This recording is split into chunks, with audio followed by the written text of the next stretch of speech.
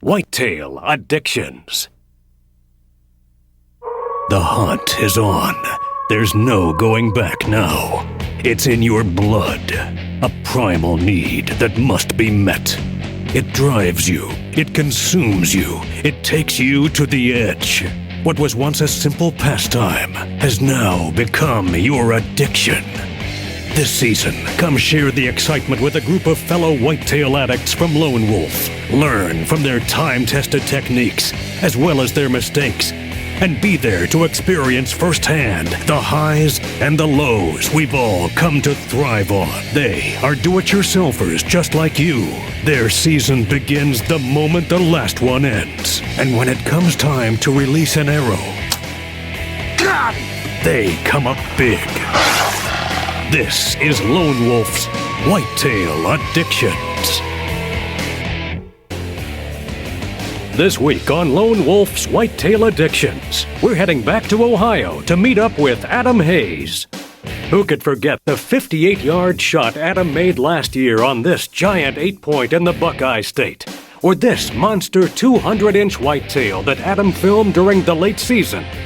This is the kind of deer that dreams are made of. And this week, Adam's after his third bow kill to top the 200-inch mark.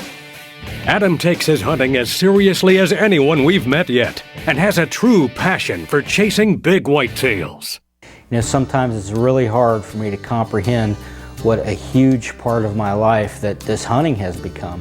You know, I was going through some old photos the other day with my dad from when I was 4 years old. You know, he had a bow in my hand at that early age, and I was fishing at that age, and you know, that was 36 years ago. That's a long time to be doing anything, but you know, he took the time and planted that seed with me back then, and it's just grown and grown and grown over the years to the point now where, you know, hunting and the outdoors that's who I am. It's probably a bigger part of my life than anything else that I can think of. You know, as far as I'm concerned, there's nothing like chasing a mature whitetail. There's no other game like it. There really isn't. I mean, when you're after a buck that survived 5 or 6 hunting seasons, he's become a survival expert, basically. And your only chance of beating him is by using your brain. I mean, you can't compete with a deer's senses. There's just no way. You know, at that age, their senses are honed and they have become a master at the game. And it basically comes down to your ability to learn as much as you can about that animal and try to figure out a weak link in his, you know, travel patterns and in his senses and how he uses them. And once you think you've got him figured out and you go in and set up on him, and then you actually see that animal do exactly what you thought in your mind he might do and kind of predicted it, you know, days or months in advance of him ever doing it. And he comes in and he gets in that red zone, and you get drawn back on him and you get that pin behind his shoulder. I mean, that moment right there when you know you've beat the master at his own game, to me, that's as good as it gets. And there's just nothing else like it. And you make a great shot and harvest a trophy buck on top of that, that's just icing on the cake as far as I'm concerned. You know, I've been very fortunate and very lucky to have the opportunities that I've had, you know, and I've hunted all across North America. You know, I killed a moose in Alaska that was as big as my truck, you know, and that was exciting. I've been to the Northwest Territories and chased caribou across the tundra and seen thousands of animals in the migration up there. I've chased elk in the Rocky Mountains with a bow for the last 20 years, and you know, the sound of a bull elk bugling in September is something that I will never forget if I live to be 100. And I've done a lot of bear hunting, especially lately, and I even harvested a big bear with my longbow this year off the ground at 5 yards, and I'll tell you, that is something that will make every hair on your body stand on end, having a bear that close with a longbow in your hand. And you know, all of those animals are all exciting in their own special way, but to me, there is still nothing that can compare to chasing a monster whitetail in the fall. That's as good as it gets as far as I'm concerned.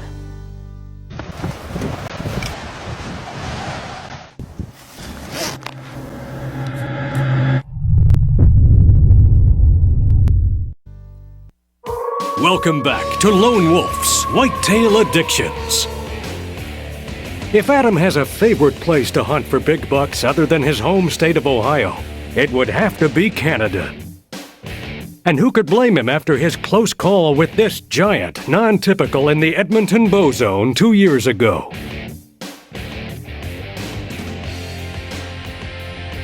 Adam's been heading to Saskatchewan in September the last few years to take advantage of their early bow season, and in 2004, he harvested this 170-inch giant, which is the largest typical in velvet to ever be shot on video.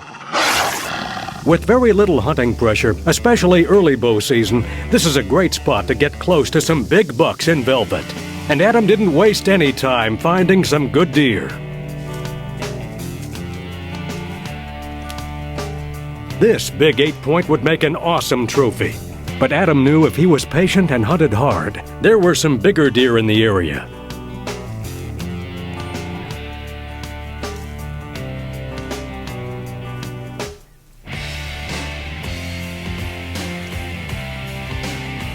This beautiful 8-point with split G2s was tempting as well. But Adam wasn't about to release an arrow at anything but a giant on the first night of his hunt.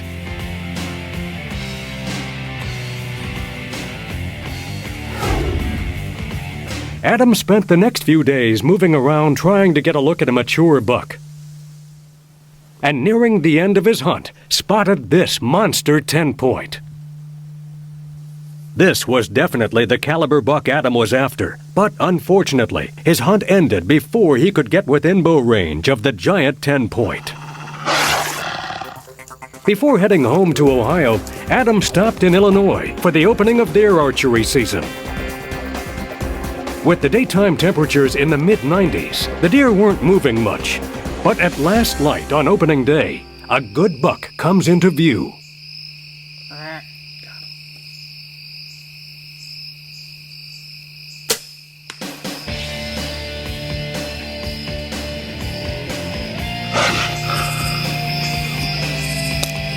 Opening day in Illinois.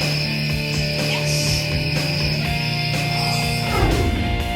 After spending half the night tracking his buck without any luck, Adam took up the trail the following morning and, with the help of some friends, found his early season trophy. Lone Wolf's Whitetail Addictions will be right back. In January of 2006, Adam filmed this giant 6x6 on a piece of property that he was very familiar with. He knew that if the monster whitetail was able to stay alive till the end of the month, this was the buck he would concentrate his efforts on the following season. Adam filmed these two great bucks early in the season, but had his mind made up that he wasn't releasing an arrow at anything but the giant 6x6. Adam never laid eyes on the big buck until Friday the 13th.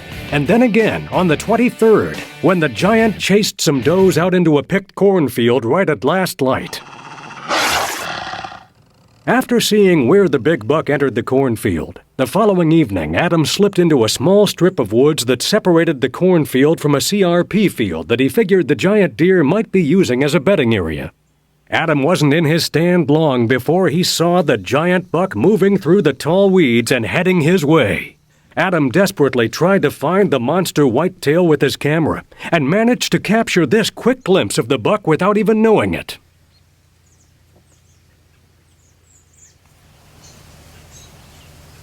As the giant buck emerged from the CRP well out of bow range, he turns and heads right for Adam's position. All Adam has time to do is point his camera at his shooting lane and wait for the monster whitetail to come into view.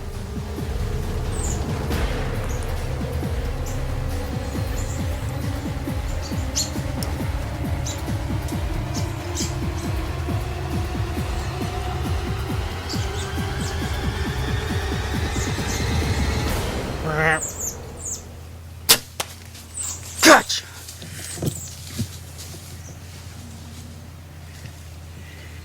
I just hit my biggest buck ever. I nailed him. I think I just shot my third 200-inch deer. That thing is a giant. Yes. Oh my gosh. Oh, I can't believe it. I just hung this stand tonight. I haven't been in the stand an hour and a half. I saw that buck last night. We had 40-mile-an-hour winds last night, and I decided not to hunt. I just drove around trying to get a look at that deer.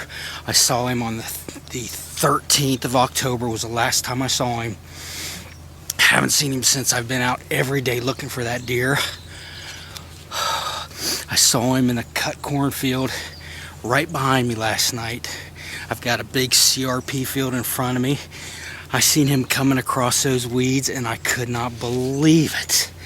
Man, he come down here, he saw something over to the side and he kept staring over there. And he came down through here in front of me and gave me a 20-yard broadside shot. And I just whacked a monster with the Lobo. Oh my gosh. Yes. With daylight fading fast, Adam couldn't locate the giant whitetail in the head-high CRP, so he returned the following morning and began scouring the field with the help of a few close friends, and it didn't take long before they found the fallen giant. Oh my God! Holy Toledo.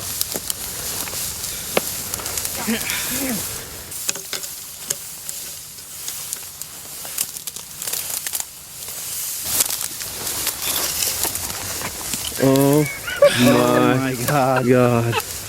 Look. Holy crap.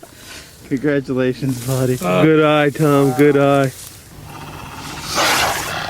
I tell you what, I think I might have just killed my third whitetail over 200 inches. I think he's definitely going to gross over 200. He's just a monster 6x6. 3 brows on the left and 2 on the right. Just a giant deer. These last 10 days of October, I'd rather hunt them than the rut anytime. I've killed all 3 of my big bucks like this the end of October. Man, I'd rather hunt these last 10 days of October than the rut anytime. Just an awesome, awesome whitetail. Buck of a lifetime. Every aspect of this stand was designed for the mobile hunter. How it integrates, everything works together in unison.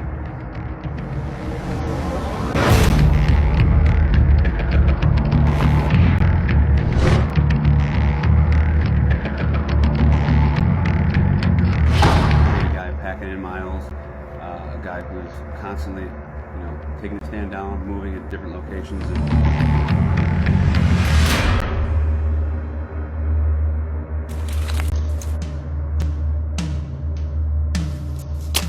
You got him.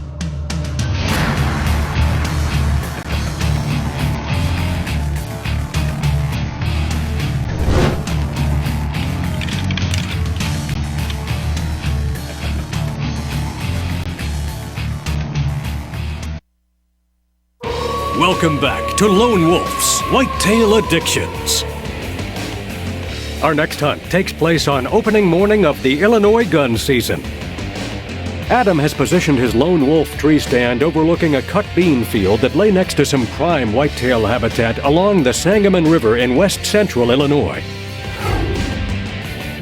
At first light, Adam spots a good buck at the opposite end of the field, trailing a hot doe. As he focuses his camera on the pair, he actually catches the buck breeding the doe. When a smaller buck shows up, the big 8-point runs off the would-be suitor. The buck continues herding the doe across the field and closer to Adam's position.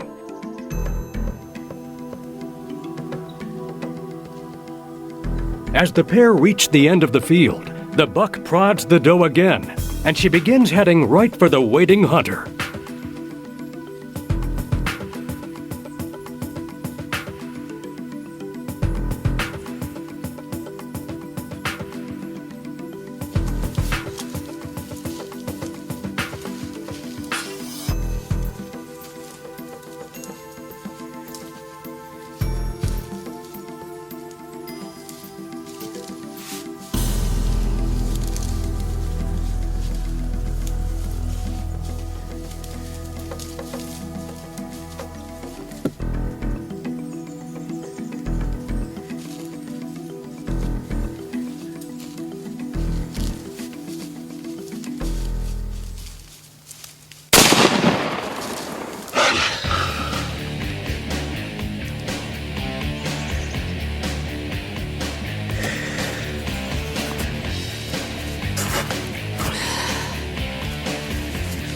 10 feet from the bottom of the tree.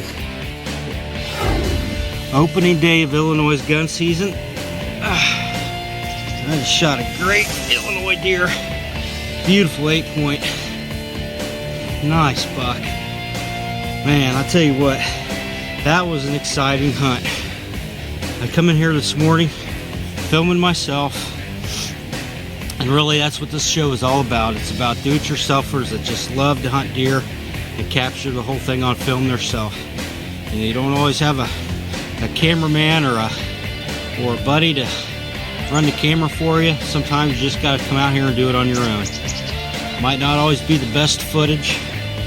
We might not always be zoomed right in on the kill or be able to follow them after the shot, but that's the ultimate challenge as far as I'm concerned, is coming out here and harvesting these great bucks and getting the whole thing on video yourself. You just can't beat it. After having an incredible early season, Adam set out to film a few younger addicts harvesting their first deer, his 3 nephews, and the first up was his oldest nephew, Christopher. It's my first deer hunt. I'm hunting with my Uncle Adam, and I'm hunting out of a Lone Wolf tree stand. What are you gonna do tonight? I'm gonna kill a big buck. It's gonna be a monster. Well, the first monster to show up was this young doe, and I don't think Chris was about to let this monster walk.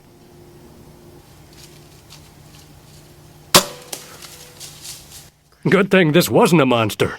Maybe she'll hang around for another shot. Meh. Now there's a direct hit. Sensing that his nephew was a little frustrated, Adam took the young hunter home for some more practice, and the pair were back in their Lone Wolf stands the following night, looking for a little redemption.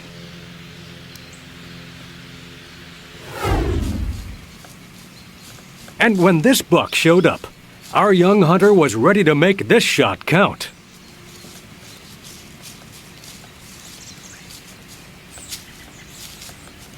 Meh. Oh man. I shot my first buck.